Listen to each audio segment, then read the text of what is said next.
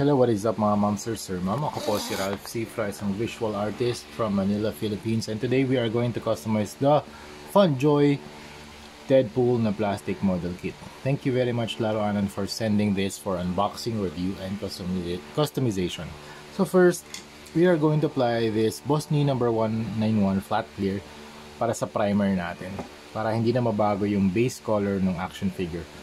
The primer helps na magkaroon ng adhesive layer para kahit anong paints na i-apply natin over it will stick to the surface, will adhere to the surface. Okay, so ang technique na ginagawa ko sa spray ay dalawang thin coats. Okay, so balikan ko kayo kapag nakapag-spray na tayo.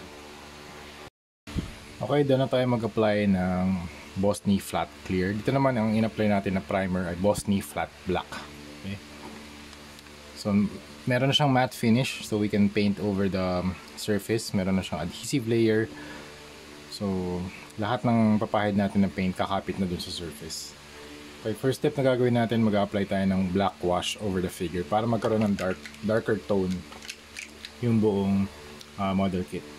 Kapag nag-apply tayo ng wash, mas marami yung water versus the paint.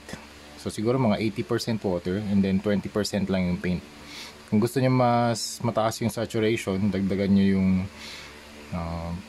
percentage ng paint compared to the water.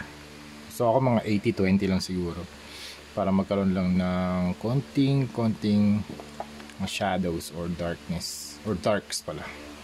So try natin dito sa red part, kasi pag tinry natin dito sa black part hindi na makikita kasi black din yung ano natin, base color. Okay, wash. Don't worry about the other parts, pwede naman nating patungan yan. Okay. Let it settle, siguro mga 5 to 10 seconds, tapos wipe off natin yung excess using a tissue. Ayan.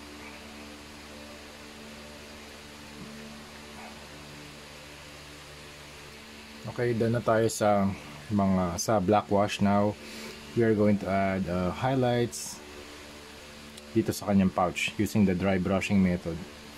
Okay. So yung paint natin mas lighter brown or earth tan, tapos mag-apply lang tayo ng dry brush dito sa area na to. Okay.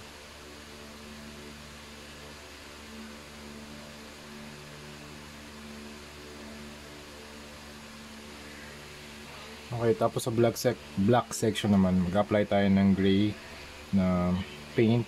Ang method din dito, dry brushing lang din para magkaroon tayo ng dust effect or weathering effect.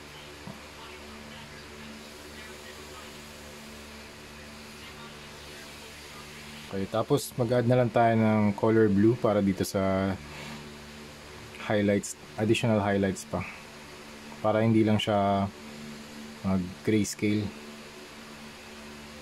Dito lang sa labas. Ayan. Okay, next layer of highlights. Medyo naghalo lang ako ng white and turquoise para magkaroon lang din ng additional contrast.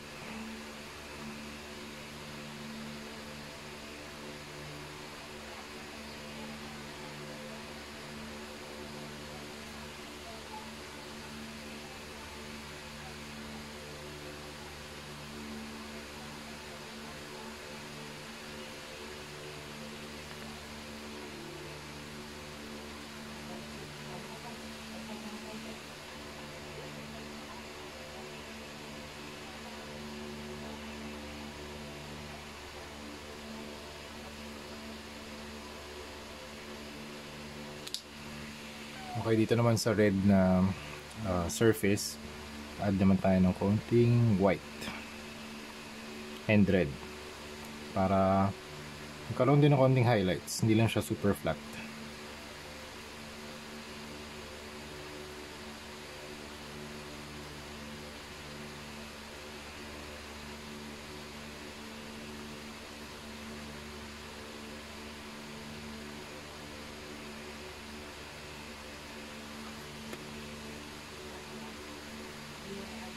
Okay, tapos mag-add naman tayo ng blood effects dun sa sword. Okay, try natin using a sponge.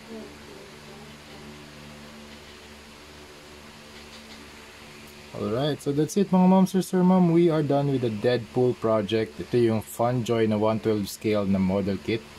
So yun lang yung process natin. Spray ng clear primer. Tapos nag-add tayo ng shadows. Wash muna pala, black wash.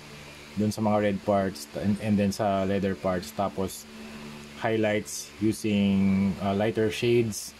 In case dito sa black, nag-apply tayo ng gray muna and then blue and then white and turquoise for the last layer of highlights. So ganun lang yung application natin from dark to light paints. Yan, mas close up. Okay. So ito yung front, back, side, and the other side. And nga pala para maprotektahan yung paint job na ginawa natin, mag-apply tayo dito ng top coat ulit. Kung ano yung ginamit nating primer, yun din yung top coat na gagamitin natin. So that's it mga ma'am, sir, ma'am. Thank you very much for watching and see you sa next video. Bye-bye!